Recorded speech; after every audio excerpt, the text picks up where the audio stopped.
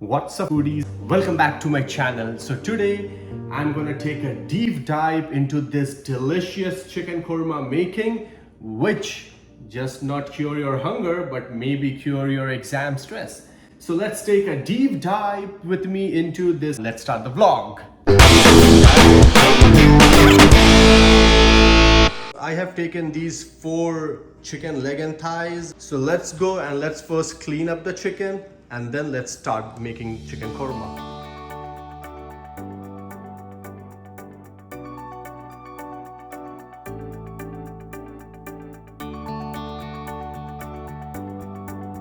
It's time for the onions to get chopped. So let's do it. What basically I'm gonna do is that I'm gonna chop the onions. I just chop it roughly. And then I chop the tomatoes and I use jalapenos sometimes. It's not necessary, but you can use it. It gives a good taste and spice to my korma. So the onions are ready, the jalapenos are ready, and the tomatoes are ready. So now I'm gonna put onions into the grinder and then make a paste. I make a paste and then put everything together into the pan so that it take less time, and then I can cook it like this and eat it and then go back to my studies. So let's do that. So the paste is ready. So now let's take the pot, let's heat it up, put some butter and oil according to the taste, and let's start cooking. So that's the butter, and let's take the oil. So now let's put some oil in it. So I have used half cup of butter and half cup of oil, and then for taste I'm gonna give 2 tablespoons of ghee in it, just to give some desi taste. So let's just give a stir. So here goes the onions in it. So that's the onion paste, and I will fry it for like 5 to 6 minutes so that its consistency becomes thick, and then I'm gonna put some tomatoes and jalapeno paste in it. So I've also added some bay leaves, some cinnamon sticks, and some cardamom. Those are the khada masala which I always add. So let's stir this for 5 to 6 minutes and let's make a thick paste, and then add some tomatoes and jalapenos into it. So the onions are all fried up now, and you can see the color. And now it's time for the tomato and jalapeno paste which I have made to go in. So let's put the tomatoes and jalapenos paste in it. Let's give a good simmer and stir, and you can see the color. It's because of the tomatoes. So yeah, so let's give it a good stir and let's wait for another 5 to 6 minutes and make it a thick paste, and then we're gonna add some chicken into it. Now it's time for the chicken to go into the pot. Let's do it. There's the onion, tomatoes and jalapenos. They're all mixed and broken, and the proteins have been broken now, and now it's time for the chicken to go into it. So let's put chicken into it. There you go. Okay, so now what we are gonna do, so we're gonna stir this chicken and keep this chicken on a low flame for like around same 8 to 10 minutes, and then we're gonna add some beautiful spices into it. So let's stir it, and very important, let's add some salt into it. I'm gonna add 1 tablespoon of salt. Again, you have to add salt according to your taste. So if you consume too much salt, then your body retains excess water to dilute the sodium in your bloodstream, which can lead to high blood pressure, risk of a lot of cardiovascular diseases and kidney problems. So make sure you take salt according to taste. Let's give it a good stir. Yep, there you go. And let's keep it for 10 minutes. So now this is almost 20% cooked, and now it's time to put some beautiful spices into it. I'm not gonna put a lot of spices, but yeah, one special thing which I usually do, I don't put a lot of water in it because I like my gravy to a little bit of thick. So when I eat it, I get that taste of the chicken, the taste of all the spices, onions, tomatoes, which makes my food, very nice. So let's put some spices now.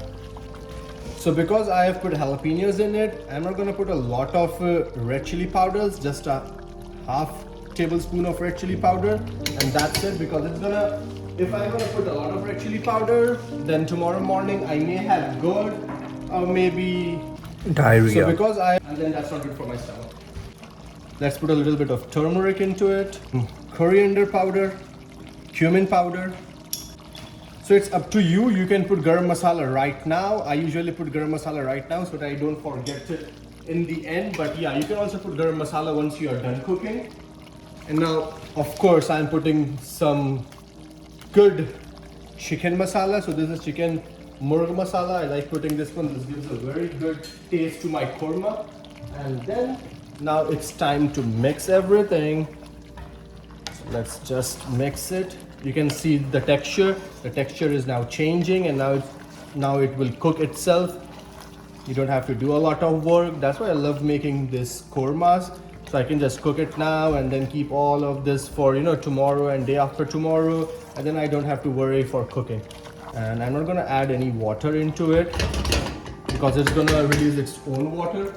And yeah, let's put the top and let's keep it for 15 minutes. So while I have kept my chicken to simmer and to cook for like next 15 minutes, so a good chicken korma comes into life when it is paired with some warm, fluffy and flanky paratha. So let's go and make some good paratha.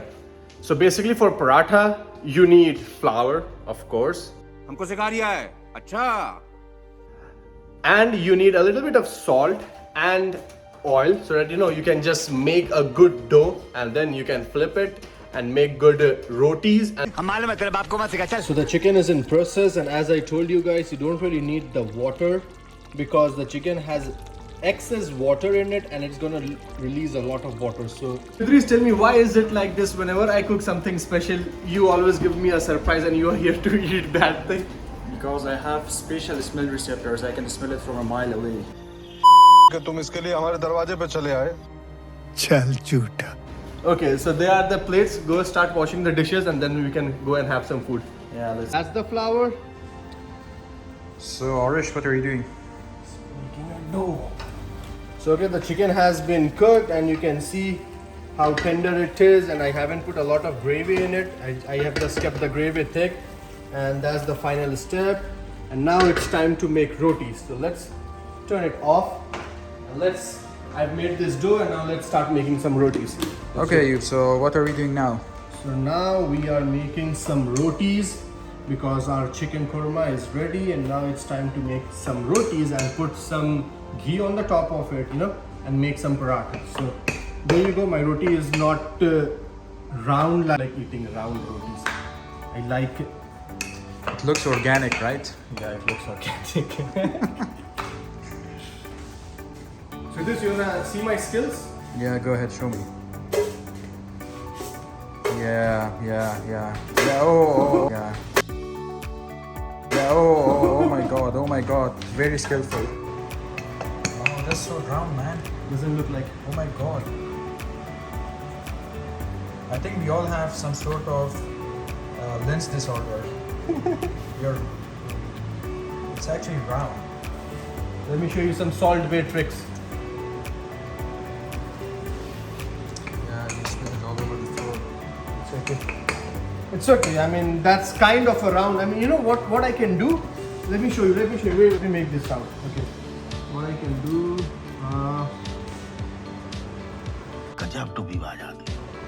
And then from this side. Yeah, that's still not round. Okay. You see, that's still not round, man. And this is round. There you go.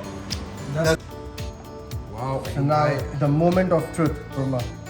I have made a very thick gravy. Let's see. So that's the moment of truth. Let's see the korma, how it is. So, is it tasty, Ayub? Let me check. Looks so tender.